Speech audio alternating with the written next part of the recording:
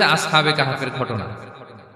এটা ২৫০ খ্রিস্টাব্দের সময়কালে রোমান সাম্রাজ্যের একজন বাদশাহ ছিল, নাম দাকিয়ানুস।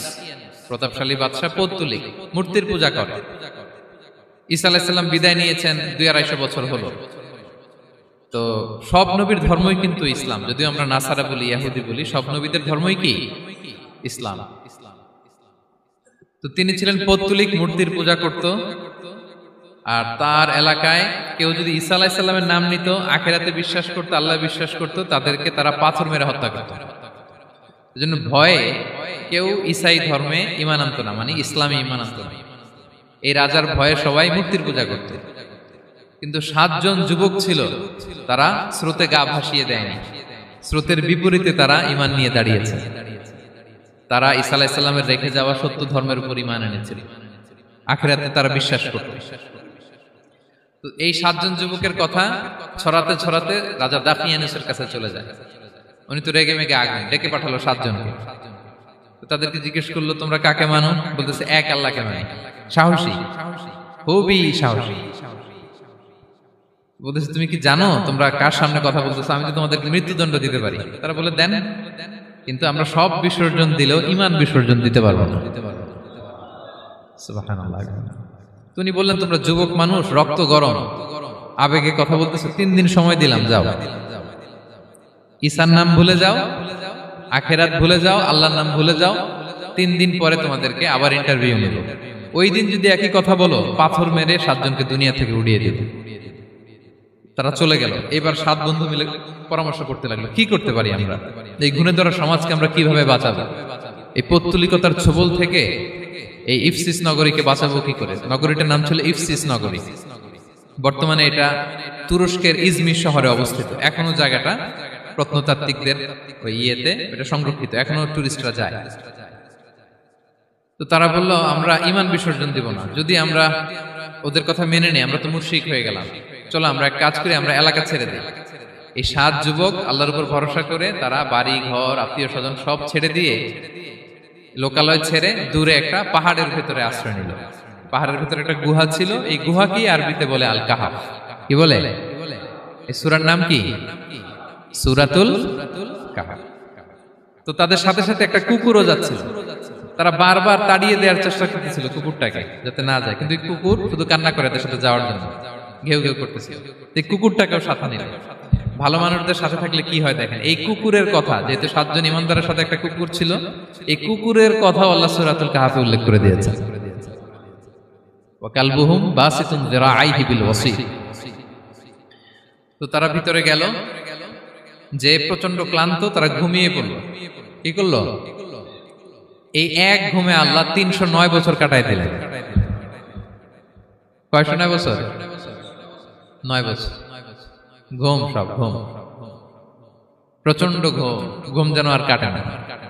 ৩০৯ বছর পরে এরা জাগলো। এখন খুব ক্ষুধা, ঘুমে আর মোর ভাঙতেছে। আর একজন জিজ্ঞেস করতেছে, কি লম্বা সময় ঘুম দিলাম কোথায় আমরা? একজন বলতেছে, হ্যাঁ, মনে সারাদিনই ঘুমাইছি আমরা। আরেকজন বলতেছে, না না, সারাদিন না, দিনের কিছু অংশ হয়তো ঘুমাইছি। আসলে কয় বছর ঘুমাইছে? ৩০৯ বছর। তো এদিকে সভ্যতার তো চেঞ্জ। এখানে ওই দাকিয়ানুস মরে, এর ছেলে মরে, এর নাতি মরে, পুতি মরে, এখন ৬ষ্ঠ নম্বর রাজা আসছে। প্রজন্মের পর প্রজন্ম তো শেষ। ৩০৯ বছরে কমপক্ষে ৪-৫টা জেনারেশন চেঞ্জ হবে। তো জেনারেশন চেঞ্জ হয়ে, এলাকা চেঞ্জ হয়ে, তারা যে স্বপ্ন দেখেছিল এই ইফসিস নগরীতে কালিমার পতাকা উঠবে, তাদের স্বপ্ন আল্লাহ বাস্তবায়ন করেছেন। ৩০৯ বছরের ব্যবধানে এই এলাকার সবাই মুসলিম হয়ে গেছে। আল্লাহ চাইছিলেন ওদেরকে দেখাবে, এটা ওদের স্বপ্নটা যে বাস্তবায়ন হয়েছে এটা দেখাবে। তো ঘুম থেকে উঠছে, একজনকে তারা বললো যে লুকায় লুকায় চাদর মুড়ি দিয়ে কিছু রুটি নিয়ে আসো বাজার থেকে, যাতে তোমাকে না চিনে। চাদর মুড়ি দিয়ে যাও। কিছু পয়সা ছিল, মুদ্রা দিয়ে দিছে। তো সে যে যখন দোকানদারের কাছ থেকে রুটি নিয়েছে আর মুদ্রা দিছে, দোকানদার বলে, এই মুদ্রা কোত্থেকে আসলো? ৩০৯ বছর আগে মালয়েশিয়াতে রিঙ্গিট ছিল কিনা জানি না, যেভাবে ওরা ট্রানজাকশন করতে পারে, যেটা ছিল ওইটা যদি এখন কেউ দেয়, রাধুনী বিলাসে খাবার পাওয়া যাবে? হ্যাঁ। তো রুটিওয়ালা বলে, তুমি বর্তমান সময়ের মুদ্রা দাও, এটা দিচ্ছ কেন? বলতেছে, এটা তো বর্তমান সময়ের মুদ্রা। বলতেছে, এই যে মুদ্রার মধ্যে দেখো কোন সালের সিল দেওয়া, এটা তো শত শত বছর আগে। বলতেছে, কি বলে শত বছর আগে? আমি তো আজকে সকালেই বাজার করলাম। ওই বাজার করে যে টাকাগুলো ছিল ওইটাই তো পকেটে। বলতেছে বলে কি, নিশ্চয়ই তুমি গুপ্তধনের সন্ধান পেয়েছো, হিডেন ট্রেজার। বলো, মানে তার সাথে এদের কথাবার্তা কিছু মিলতেছে না। পরে তাকে ধরে ওই সময়কার রাজার কাছে নিয়ে গেছে। ওই রাজা আবার মুসলিম, সবাই মুসলিম তো হয়। সে যা বলে এরাও কেউ বিশ্বাস করে না, এরাও যা বলে এও বিশ্বাস করে না। আর এলাকা এর বাড়ি ঘর আসবে কোত্থেকে? এর নাতি পুতি যা আছে 5-6 পুরুষ তো মরে সবাই কবরে। তখন তার কথা শুনে সবাই অবাক। তো এটা মিলানোর জন্য তারা 309 বছর আগের দাকিয়ানুস বাদশার সরকারি যে নথিপত্র, ওই পুরাতন ছিঁড়া নথিপত্র তারা বের করলো। বের করে দেখে ঠিকই দাকিয়ানুস নামে এক বাদশা ছিল, আর অনেক শত শত বছর আগে মোস্ট ওয়ান্টেড 7 জন যুবক ছিল, যাদের ব্যাপারে এক্সিকিউশনের অর্ডার ছিল। এখন দেখে তারা অবাক। লম্বা ঘটনা আমি খুব শর্ট করে বলতেছি। পরে সবাই মিলে তাকে সহ ওই গুহায় গেল। গুহায় যাওয়ার পরে সে বাকিদেরকে ডাকতে গুহার ভিতরে ঢুকলো। আল্লাহ তাআলা 7 জনকে ওইখানে মৃত্যু দিয়ে দিলেন। চিরকালের জন্য এই 7 জন ঘুমায় পড়লো। আর এলাকাবাসী রাজা সহ ওইখানে তারা একটা মসজিদ নির্মাণ করলো।